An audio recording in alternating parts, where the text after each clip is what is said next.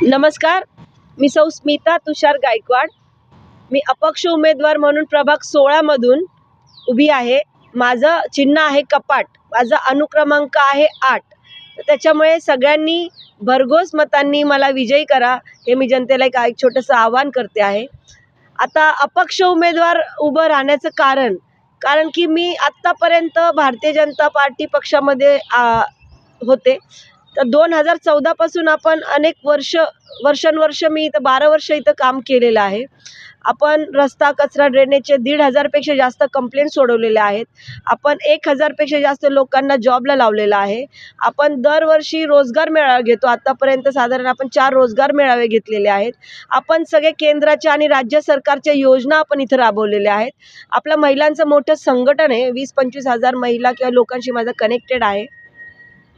आपण जेणेकरून आपला प्रभागाचा विकास व्हावा यासाठी मी तळमळीने इतके अनेक वर्ष कार्य करत आहे. पण शिवाय आत्तापर्यंतचा लोकांचा प्रतिसाद पाहता काय झालं की भारतीय जनता पार्टीमार्फत मला उमेदवारी नाकारली गेली. तर त्याच्यामुळं जनतेने मला सांगितलं की ताई तुम्ही उभं राहा, तुम्ही खंबीरपणे आम्ही तुमच्या पाठीशी आहोत. तर म्हणून मग मी जनतेच्या आग्रह असतो, मी अपक्ष उमेदवार म्हणून मी उभी आहे. मला समाजामध्ये खूप काम करायची इच्छा आहे. जे आपले लोक आहेत त्यांच्यापर्यंत काय होतं, वरच्या ज्या योजना आहेत ते खाली पोचत नाही आहेत. मला त्याच्यावरती काम करायचं आहे. मला लोकांसाठी काम करायचं आहे. इथले जे आमचा टॅक्सचा पैसा आहे आणि आमचा टॅक्सचा पैसा म्हणजे त्याचा काही यूज होत नाही आहे.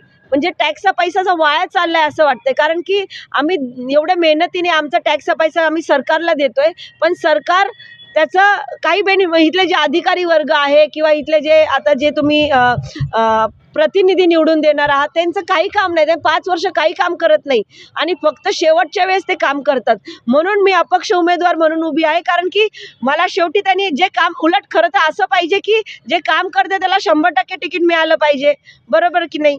पण ते तसं न होता जे काम करते त्याला अलगद असं बाजूला काढलं गेलं.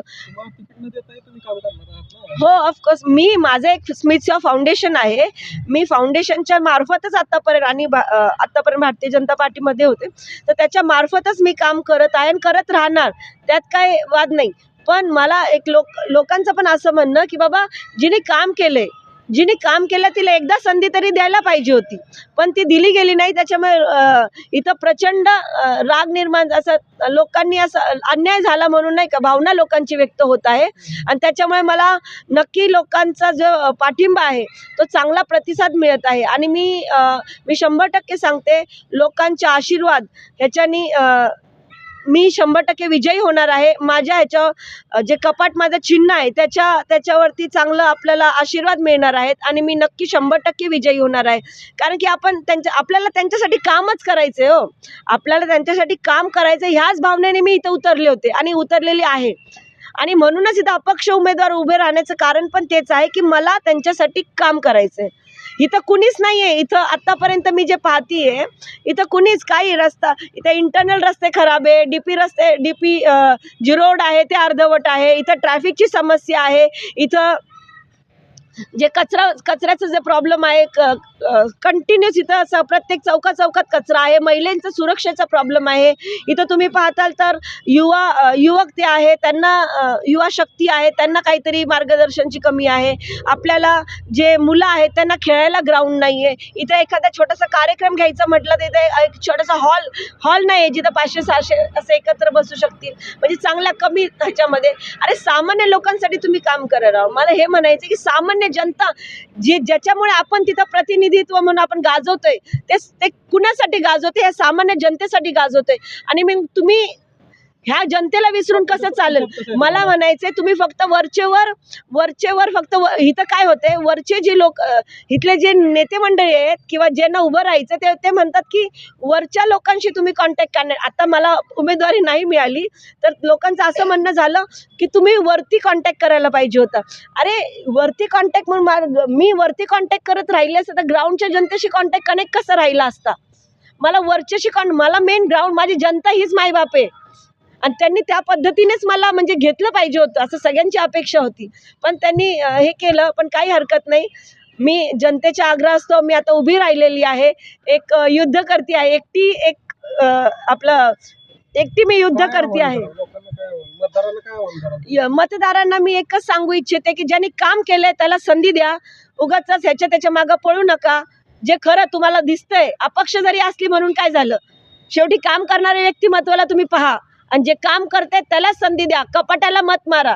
जेवढे तुम्ही कपाटाला मतदान करताल तेवढा आपला मतांचा खजिना भरणार आहे आणि त्या पद्धतीने आपला विकास होणार आहे. तुम्ही विकासाला मत द्या. आपल्या जे इथले हडपसर परिसरात प्रभाग 16चे प्रॉब्लेम आहे, ते प्रॉब्लेम सोडवणारं कोण आहे ते पहा. आतापर्यंतचे जेवढे उमेदवार आहेत त्यांनी किती काम केले ते पहा.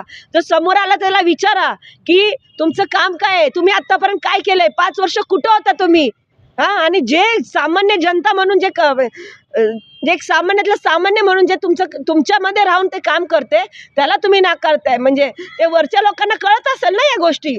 आणि शेवटी मला वरचे लोक मतदान नाही म्हणजे हे करणार, मला खालची जनता मतदान करणार आहे. त्याच्यामुळे मी खालच्या जनतेसाठी मी उभी राहिलेली आहे. अपक्ष काय होईल ते होईल, पण शेवटी जनताच मला साथ देणार आहे एवढं मी सांगते. आणि माझा विजय हा निश्चित आहे. कपाटाला मतदान करायचं आहे सगळ्यांनी, लक्षात ठेवा. कपाट कपाट कपाट भ्रष्टाचाराला करणार पूर्ण भुईसपाट. धन्यवाद.